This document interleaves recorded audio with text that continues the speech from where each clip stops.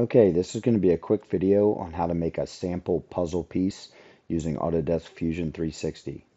The first thing you'll want to do is create a new design. Once you open the new design, you want to save it right away so you don't lose your items. I'm going to save this as sample puzzle piece, and I'm going to save this into my my puzzle cube Cahoon, and I'm going to make a new folder in there called sample piece. Enter, double click. So now I'm in Puzzle Cube Cahoon, sample piece, and I'm going to call it sample piece V1. I'll call it T piece 1. Version V1 is for version 1. Save. So the first thing you want to do is go up here and select Create Sketch and select a plane. I like working on this plane here, so I will select it. That's your XY plane. And now you have a blank screen.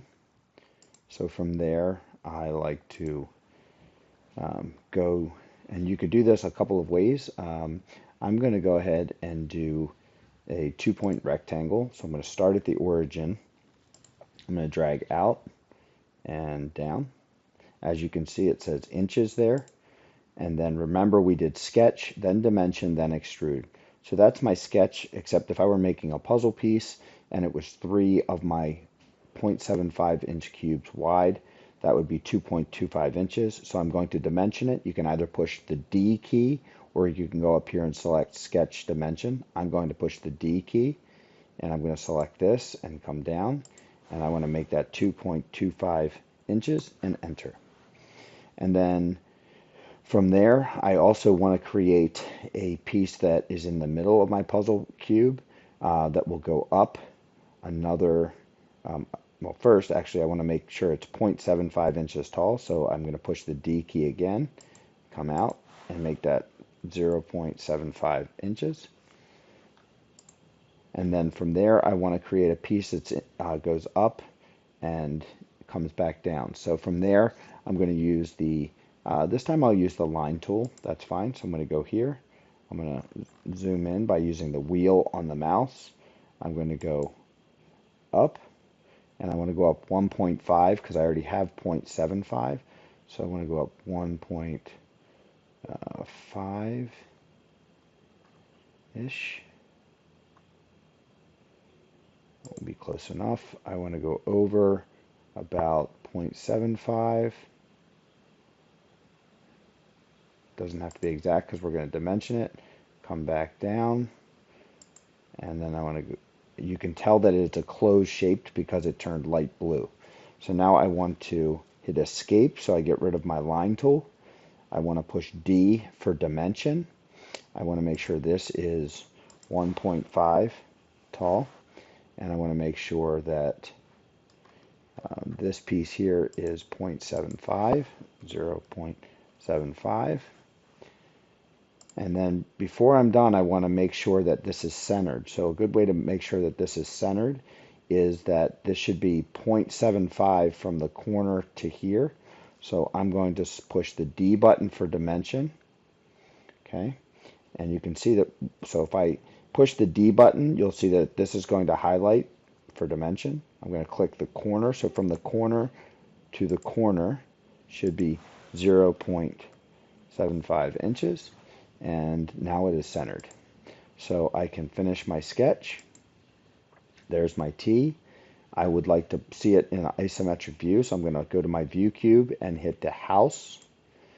And then I want this to be 0.75 inches deep, so I'm going to extrude. If you recall, now we have a different view here, and under solid, we have the extrude button, so I can either push E or can click this button. It asks me which profile that I would like to click, and as you can see here, I have 2 different profiles now. So I could select just one, or if I want to select both, I need to click both. So I'm going to click 1, 2, and then how far would I like to do it? 0.75 inches, 0.75 inches, and then hit OK, and then a home cube again. And as you can see, I have my cube, my T.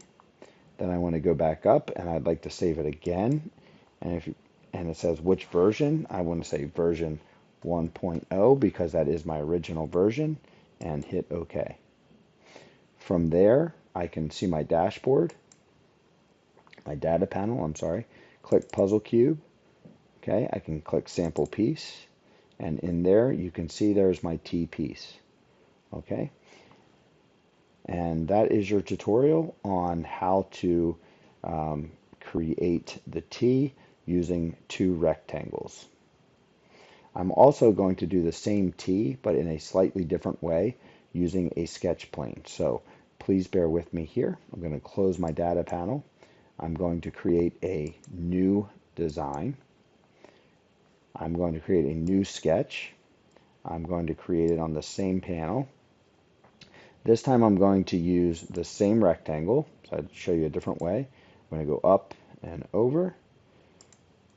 I'm going to hit escape to get rid of my rectangle tool. I'm going to push D for dimension. You see that highlighted.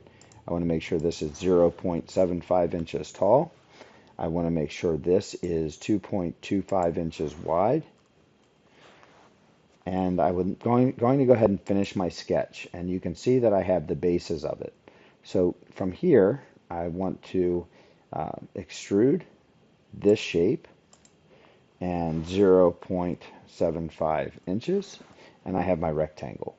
So if I wanted to put my T on top of this, another way I can do it is I can look at the top view. So I'm going to go up here and click top, and now I'm looking at the top view, and then I can rotate that if I want. So I can rotate it. And so basically what we're looking at here is I'm looking at it from the top. So from there, I want to create a sketch on this surface. So first, I select this surface, turns blue. I go up and hit the sketch button, and now it's going to allow me to create a sketch on this surface. So from there, I could just make a simple square basically. So I could go click and drag, and I have a square on there. So as you can see now, I have a square that's on top of my rectangle. And I can dimension that again. So D for dimension, you can see that lit up. I can make sure it's 0.75 inches, which it is. I need to make sure this is 0.75 inches, 0.75 inches. And then I want to make sure it's centered because it doesn't look centered. It looks like it's a little bit too far to the right. So from this side to this side, I want to make sure it's 0.75 inches. And now it's centered. So if you look at it from this view, my square is centered. I can finish my sketch. I can now extrude that, so I can click extrude. I can select this surface, and I can pull that up 1.5 inches and hit OK. And that's just another way of doing the same thing. All right, thank you very much for your time. I hope that was helpful, and good luck.